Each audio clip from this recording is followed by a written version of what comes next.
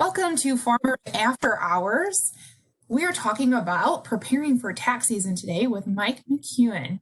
Mike, thanks so much for joining us. Go ahead and take the stage. All right, thanks, Kate. Exciting stuff here, preparing for tax season. So as Kate said, my name is Michael McKeown. I'm from McKeown Cried Professional CPAs, partner here, and we are located in Middleville, Michigan, so that's Berry County. We're just south of Grand Rapids. And we have a great team here, a team of about 15 people. Actually, we're growing, so we're actually hiring, doing some interviewing today, looking for some winter interns and looking to hire a client accounting services person too. So I guess that's kind of a shout out. If anyone has anyone, send them my way. Here at the firm, we're business advisory and accounting. We do a lot of tax planning, tax related items, as well as financial reporting. But I also have the benefit to, when I'm not here working in the office, I get to play on the farm. So I grew up on a farm here in Middleville, and I still farm with my three brothers and my dad. We farm about 1,400 acres. Corn, soybeans, alfalfa, sweet corn, a couple other little things, but keeps us busy in the off time. We all have off-farm careers, so yeah, it keeps us busy. Also get to benefit from that here at the firm. About 30% of our client base is from the ag industry, so it's nice to be able to talk the talk and relate to my customers. We have a lot of diversity here in Michigan, so I can't say that I can, know everything or speak to them all. I get to learn something new every day, which I really enjoy. So, Kate asked me to share with you all today with regard to preparing for tax season. So over the last couple of weeks, I've been trying to think about what might be most meaningful to you all. I figured I could slap up a list of W-2s and tax documents you might need, but that'd be pretty boring, and quite frankly, they show up in your mailbox and say important tax document on the envelope anyways.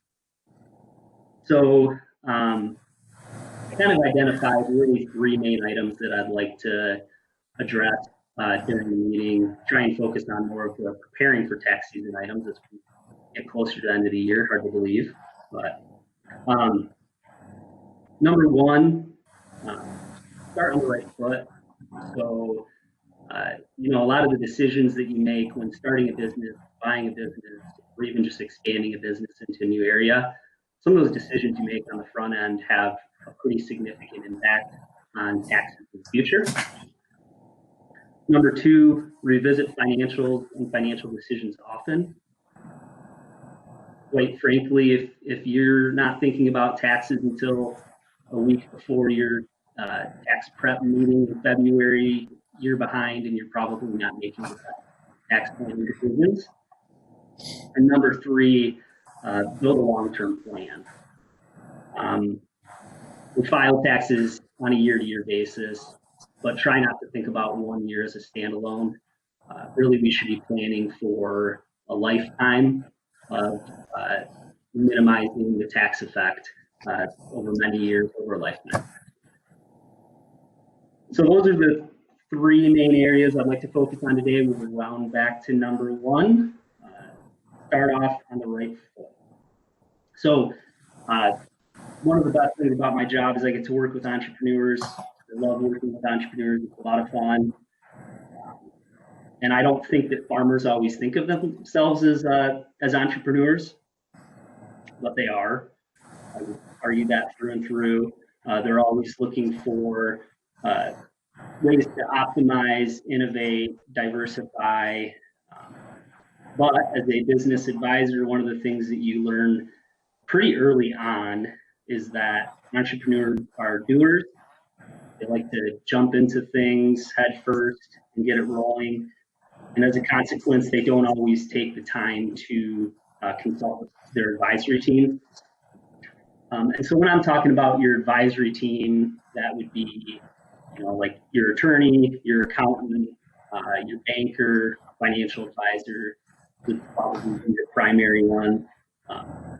When you're making those big decisions, if you're buying a business or starting a business, it's very important to bring them in the loop.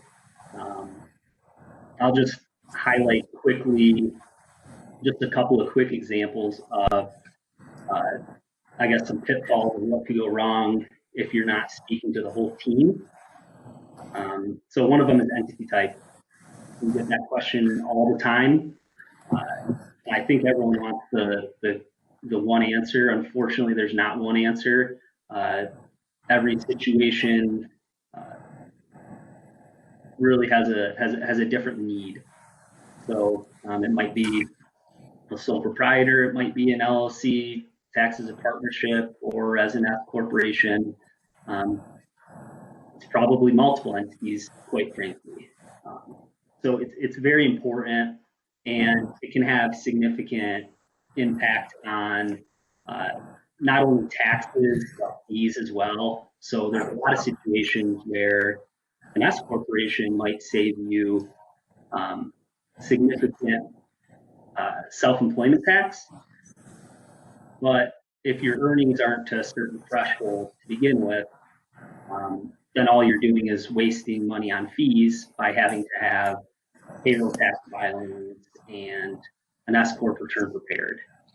And we could talk about this topic for an hour, but we'll move on. The important thing is entity type selection is something you need to be talking with your accountant and your attorney about. Another example would be how to structure a sale. So especially in ag, where we have a lot of family businesses, we like to look at the income effect to the whole family. If dad is selling farm to son or daughter, something of that nature, a common structure would be some form of installment sale. So installment sale is basically spreading that payment over a period of time. And a good example would be, let's just say that, Gen 1 is selling $1 million worth of equipment to Gen 2 on a 10-year installment sale. And let's say that that equipment was bought for over $1 million. It's worth $1 million today, but Gen 1 has depreciated it down to a $100,000 basis. So that basis is just depreciation we haven't taken. A lot of details there, but the big picture is there's a $900,000 gain on that equipment, and it's all recapture of depreciation. Even though the sale is spread out over 10 years, that full gain is recognized in year one, which is a really bad answer. If I'm only getting paid 1/10 of the payment in that 1 year, and I'm paying tax on all the gain in 1 year, that payment's not going to cover it. So, there's a lot of different ways around how to structure that and how to structure it in a way that the IRS agrees with and we can legally do, and it can help both Gen 1 and Gen 2. So with that, I'm going to move into number 2. So that's revisiting your financials and financial decisions often. This is probably the bulk of, I think, what I would think of as preparing for tax season.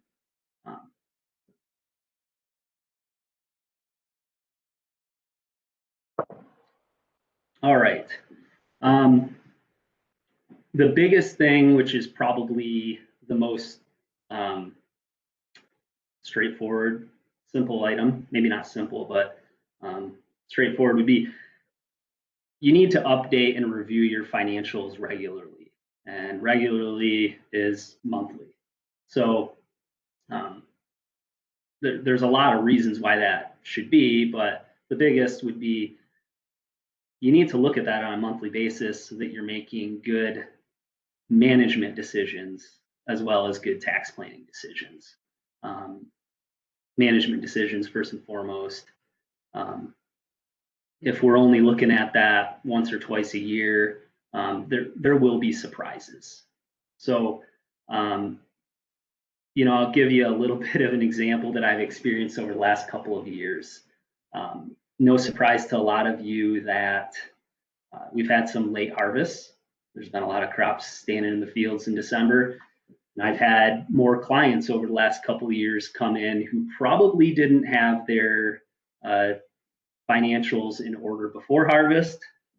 And when harvest lasts into December, they're certainly not going to have them in order by the time they come in to meet with me in December to make some year-end decisions.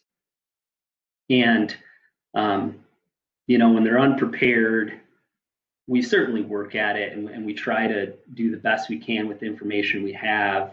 But to an extent, it does feel like throwing darts in the dark. So, you know, whatever you can do to, if you're one of those farms that you're going to have a busy fall, make sure it's up to speed ahead of time so that you're not behind to begin with. Yeah, and you know, as you're updating that information and reviewing your financials, don't do it alone. So we want you to contact your advisor, not just because it's good business for me, but because it's good business for you. So here at MKP, we like to encourage our clients to touch base with us at least on a quarterly basis. We're doing that so that we're having good conversations about how to run their business, as well as tax planning decisions. Now, in ag, if you meet the IRS definition of a farmer, you get the benefit of not having to pay in throughout the year, pay quarterly estimates throughout the year, as long as you file by March 1st.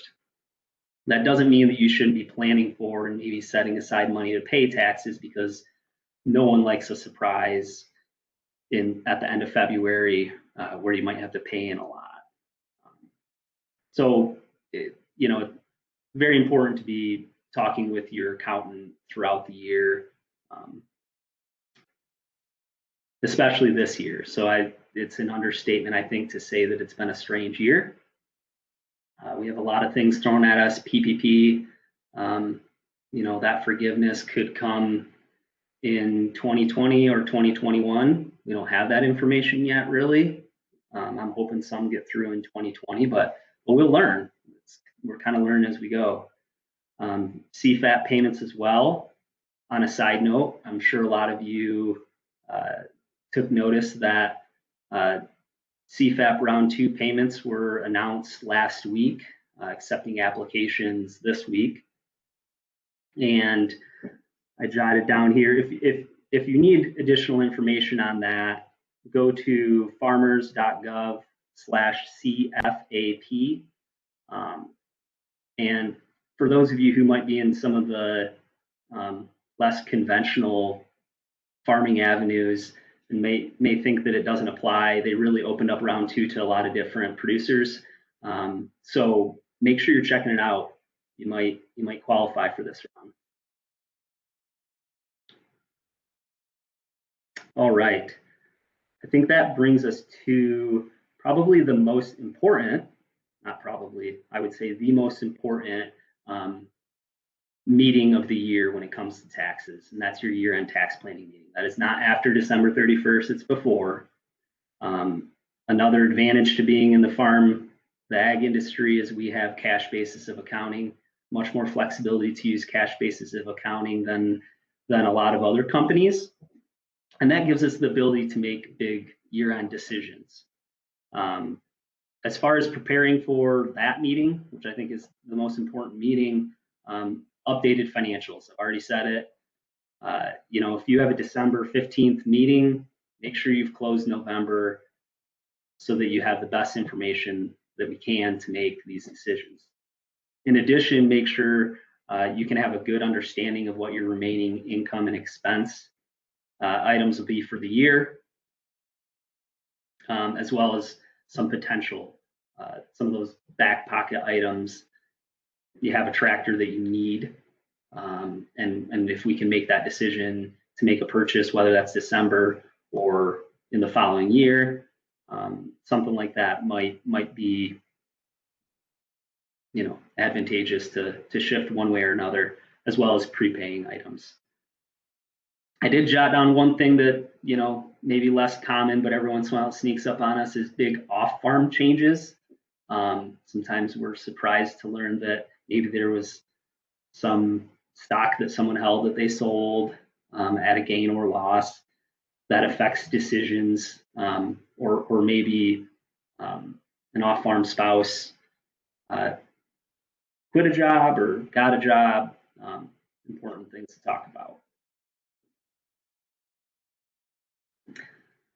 And then another misconception that we come across is, I don't need a year-end tax planning meeting because it's been a bad year and my income's down. I'm not worried about taxes. There is just as much planning opportunities in a down year as there is in an up year. So my favorite examples of this would be a farmer who currently has a lot of deferrals. So you're prepaying every year, you're taking accelerated depreciation, you have a big deferral where you might have taxes to the future that are gonna catch up at some point. That gives you an opportunity to work through that. We have tools like CCC loans. We can not prepay, we can pick up receivables. There's decisions that can be made to increase the income, but still do it to a comfortable level. That is a good decision when thinking about multiple years. Another one that I really like is recharacterizing traditional retirements. What that means is, if I have a traditional IRA and I can convert that to a Roth at little or no tax, that's a smart decision, because when I draw on that Roth in retirement, I'm not going to pay any tax. We've had a lot of, unfortunately, had a lot of instances over the last several years where we've been able to convert. It's a good opportunity to do that. We'd rather be making a bunch of money in ag, but being able to convert that and pay no tax is a huge win. And I guess my last comment on this section, which I think is really the in the year tax planning, is if you can do all the above, if you can achieve all those items, when it comes to actual tax prep time, that meeting is going to be easy, or you might even not need to have a meeting. You might be dropping off your information because we have the plan, we know what's going to happen, and if we don't hit that number, then we might have a conversation. But we've done everything we can, and we know what's going to happen. So the last of the three bullets here, I guess, would be the building a long-term plan. So I really just like to emphasize to people that we can't think of tax planning as a year-to-year thing. We need to think about the lifetime. We need to think about how to minimize our tax burden throughout our life. So if we are defined as a farmer by the IRS, we have Schedule J income averaging, which is really beneficial. It helps us to smooth our taxable income over a 3-year period.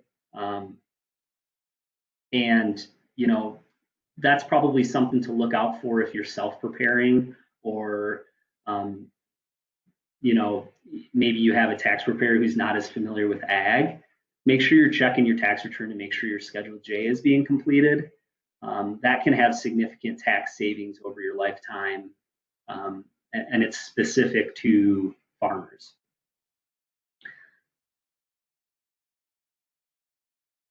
So another item that we've been talking with a lot of our clients about lately, as a result of the Tax Cuts and Jobs Act, we really have some historically pretty low tax rates right now. Those tax rates are set to expire, I believe, in 2026. And depending on how the election goes, there's a chance that those tax rates are going to go up sooner than that. So if we currently have a deferral, there's no reason to continue to defer out of these tax rates. we're trying to fill low brackets. There's some pretty low brackets right now, or low rates in certain income tax brackets. And so we're trying to make a conscious effort of filling those up, burning through some deferrals if we can at these lower rates. So I think that's a really important long-term plan. As I said, managing deferrals. I guess the last item, and I know I believe one of these sessions will be talking about it in more detail, but succession planning, we should think about that as it relates to income taxes as well, because ultimately, if you think about it, if mom and dad are paying all the tax on the farm versus in my situation, we can spread that over 5 families. It's just going to be paid at lower tax rates, lower effective tax rate. There's obviously succession planning decisions and how the business is going to transition anyways that comes into play that's more important than tax. But if that's kind of the plan and we're delaying just because we don't want to get to it, that might be an additional motivation to get the succession plan done. Is it can be a good tax answer. Don't know how quickly I ran through all that, Kate, but I guess lastly, I want to thank Kate and the team for working on these. I think it's a really great resource, especially in a strange time when we can't all get together and do some of these things. I'm looking forward to the time when we can all get together with the Michigan Farm Bureau group again. So thank you.